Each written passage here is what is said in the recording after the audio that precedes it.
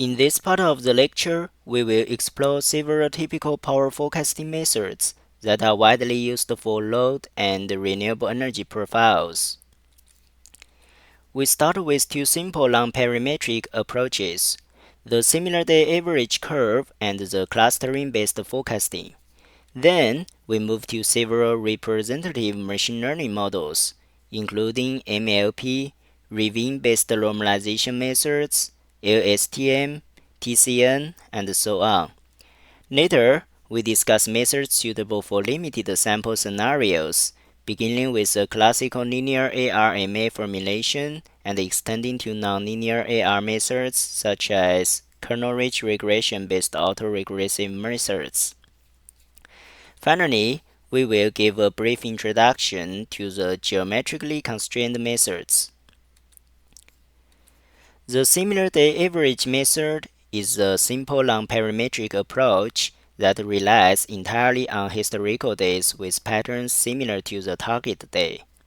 If the load profile exhibits a stable daily pattern, such as constant morning and evening peaks, then the historical curve align well, and averaging them produce a reasonable prediction.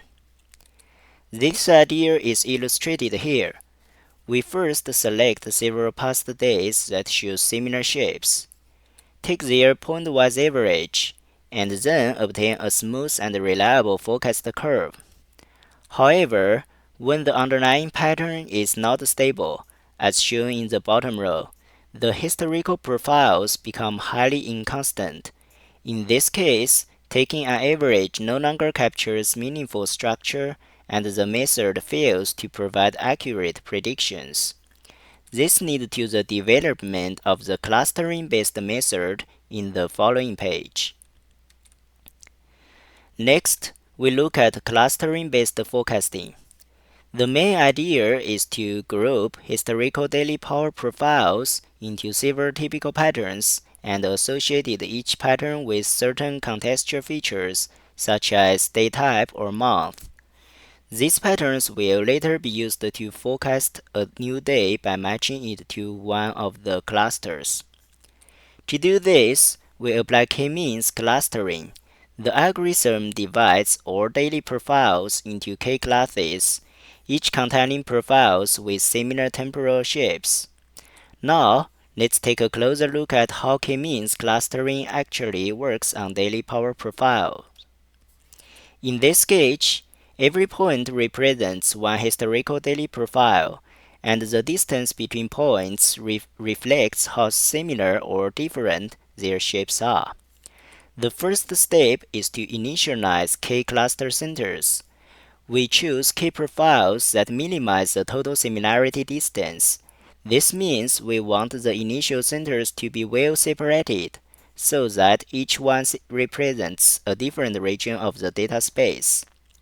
The second step, for each profile xsi, we compute the distance to all current center ck and assign it to the cluster whose center is the closest. This produces the membership variable rik, which is 1 for the nearest cluster and 0 for all others. After assigning all samples, each cluster center is updated.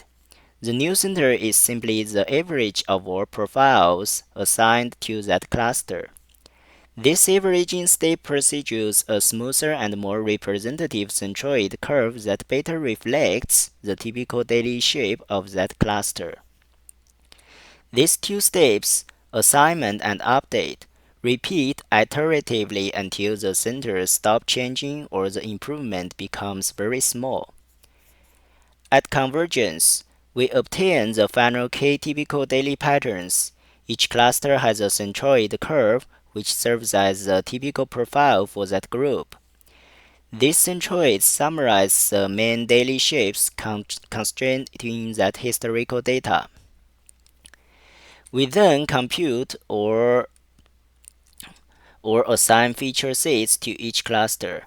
For example, a pattern may correspond mostly to weekdays in winter, while another pattern may be more common on weekends or in specific months. These features allow us to link clusters to real-world calendar information. There are two ways to use the clusters for forecasting. The first is a feature-based approach. In feature-based forecasting, we look at the known features of the target day, such as day type and month, and apply the previous rule of the classifier to determine which cluster this new day belongs to. Once the cluster index is determined, we directly use the centroid curve of that cluster as a forecast. This approach works well when node patterns depend strongly on calendar characteristics.